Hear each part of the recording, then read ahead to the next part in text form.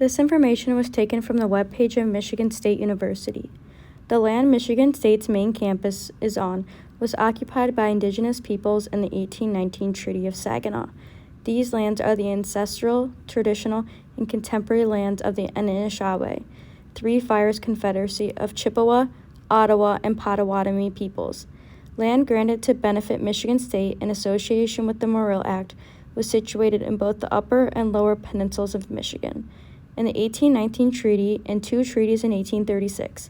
But because Michigan State operates in every county in Michigan with programs, facilities, and land across the state, we occupy or use land in every treaty negotiated in between the late 1700s and early 1840s. Treaties like these were negotiated under and were often the result of violence. Loss of land, diminished access to natural resources, and forcible relocation adversely affected indigenous peoples' well-being. This park used to be a park in East Lansing called Abbott Road Park, since this park was located off of Abbott Road. In October 2022, the park was renamed as Adikia Park to honor and remember those who are indigenous peoples. The renaming ceremony was held on Indigenous Peoples Day in 2022. The city of East Lansing chose to take this step in renaming the park because they believe that it honors those of indigenous backgrounds and commemorates the land that was stolen in order to create our university. They also believe that this change will make the community of East Lansing a more inclusive place for all. Abbott Road in Abbott Hall is named after the third president of the Michigan Agricultural College, now known as Michigan State University, Theophilus Capon Abbott. He was a president at the Michigan Agricultural College from 1862 to 1884. At Michigan Agricultural College, Abbott was also a professor in English.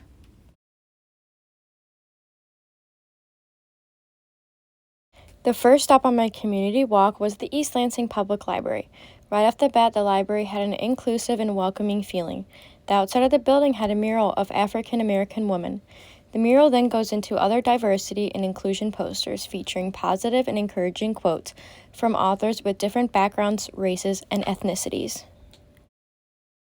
Also on the outside of the East Lansing Public Library, there was a sign reading, "Libraries are for everyone," in English, but also including the same message but displaying that in 3 other languages. The languages include Spanish, Arabic, and Chinese. When asked about the specific chosen languages for the sign, the librarian said those 4 languages are the most spoken throughout the community of the library. The next sign I noticed while walking through the main door of the library was a giant poster saying "Welcome" in 19 different languages, including English. At the bottom it says East Lansing Public Library, so it reads "Welcome to East Lansing Public Library."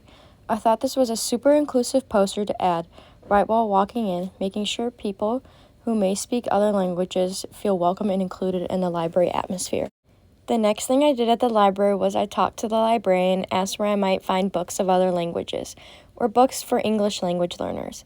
The librarian guided me to a section where I was informed the section was called the Community Language Collection. The collection included books for children and adults in several languages, such as French, Arabic, German, Italian, Spanish, Japanese, Korean, Persian, and Russian. After conversing with the librarian on why these books of these particular languages were selected for this section of the library, the librarian's response was that these are some of the most common languages spoken.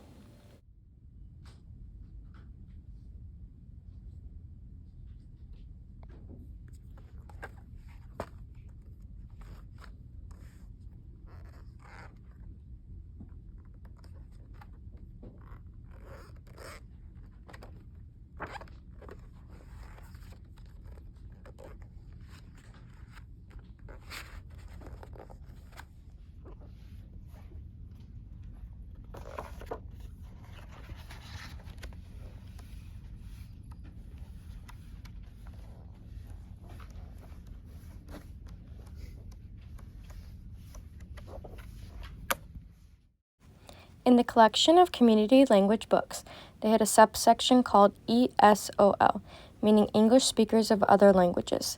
This section included easy readers in English, which are meant for students or adults learning English that you would find in an English-speaking classroom where students are learning how to read and write in English. Some of the easy reader books include Stories from Africa, a mystery read, a biography on Michael Jordan, and a historical fiction book called The Joy Luck Club. Another part of the community language collection including books focused on language learning. The books were centered for people learning English, including dictionaries, phrase, verb, and grammar books. The language learning collection also included auto books for learning languages such as English and many other languages. My second stop on my community walk was at the East Lansing Hannah Community Center. This community center opened to the East Lansing residents with a small fee for some recreational activities, include a gym, pool, theater, dance studio, playground, and soccer fields. Walking into the Hannah Community Center, the building was quite large and intimidating, but the building architecture both inside and outside was more than beautiful. After talking to the receptionist at the front desk about programs they offered and accommodations they had for English language learners, I was directed to the community bulletin board. On the board read a poster advertising learning basic Japanese for adults. The receptionist mentioned that several people throughout the community of East Lansing were interested in learning the basics of Japanese for a wide variety of circumstances. The next part of the Hannah Community Center was probably one of my favorite things I discovered during my community walk. It was a collection of donated Chinese calligraphy brushes from Bone and Stone. In the community center, they had an office for diversity, equity, and inclusion that makes sure the community center and other places in the community are equally represented, no matter the race, ethnic group, gender, or other things of the citizens of East Lansing. My third stop on my community walk was the Martin Luther Chapel. This religious place of worship is focused on the religion of Lutheran. This poster is advertising men and women who want to improve their English through casual conversation with native English speakers. I thought this was super inclusive to the non-English speakers and a great way to make them feel welcome in our community. This was another poster advertising Conversation Partner Ministry for MSU international students and their families to help them transition to learning English while learning about their ministry. Next, I found this poster about short-term mission trips with the name of the countries written in their home language. My fourth and final stop on my community walk was Charlie Kang's, a Chinese and Korean restaurant on Grand River Avenue. As I walked in the door, I noticed a sign to pull the door in Korean. Inside Charlie Kang's was a visual drink menu showing some of the drink options written in Chinese and Korean. Next, I talked to the server who explained that most of the staff had some sort of Asian heritage, but they spoke English at the restaurant and various other languages at home. She walked me through the menu, which most of the dishes were traditional Korean or Chinese dishes, and most were written in either language on the menu. I also noticed that a lot of the decorations on the wall were pictures and places in Korea or China. I also noticed a lot of the condiments that were offered at the restaurant were representing one of the languages of Korean or Chinese. And finally, when I left the restaurant Charlie Kang's, there was another sign telling you to push the door in Korean.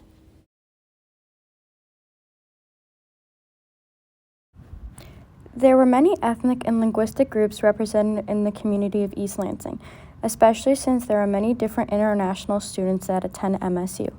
This was shown through the welcoming sign at the library greeting groups in 19 different languages to the library. I also found that the Martin Luther Chapel was super welcoming and inclusive to the students who are international students, who want to learn more about their religion and broaden their knowledge of English.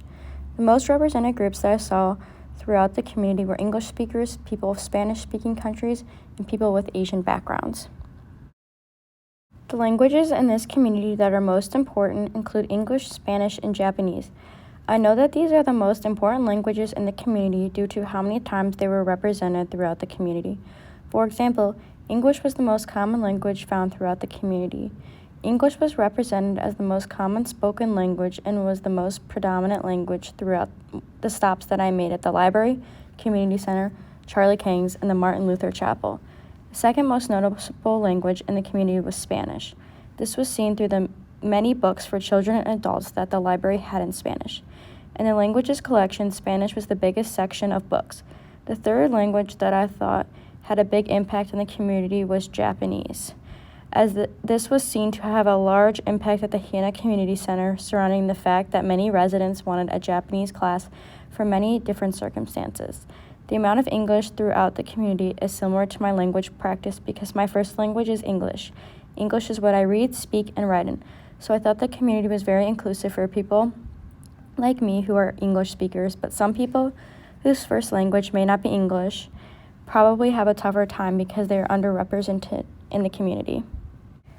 I think that the best place to find resources in the community for my students' home languages would be the public library, since they have books of all languages for both children and adults. I think that the most helpful resources to get easy access to for my students and the families would be books, audiobooks, dictionaries, and tapes. I also believe that the library has several programs for students who are learning English. I think the hardest resource to access for a student and their family would be worksheets that go along with what we are learning in their home language. To make the work easier to understand, sometimes the student could be given work in their home language, but it would be hard to find the work in their home language that would match what we are learning.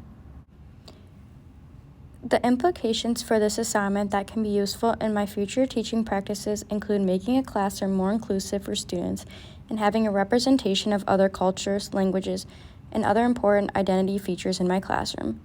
English in the community of East Lansing is the most common language, but we also have so many students from different backgrounds who also want to be represented, who may feel left out or not enough because they don't see themselves as the same as the other children, because they don't see themselves in children's books or see themselves represented in the classroom. So it is my job as a teacher to make all my kids feel welcomed and inclusive inside. Most signs in the classroom are English, especially reflecting on the fact that my first language is English, but I want to incorporate many other languages in my classroom, and doing so will make my students feel more welcomed and included in my classroom.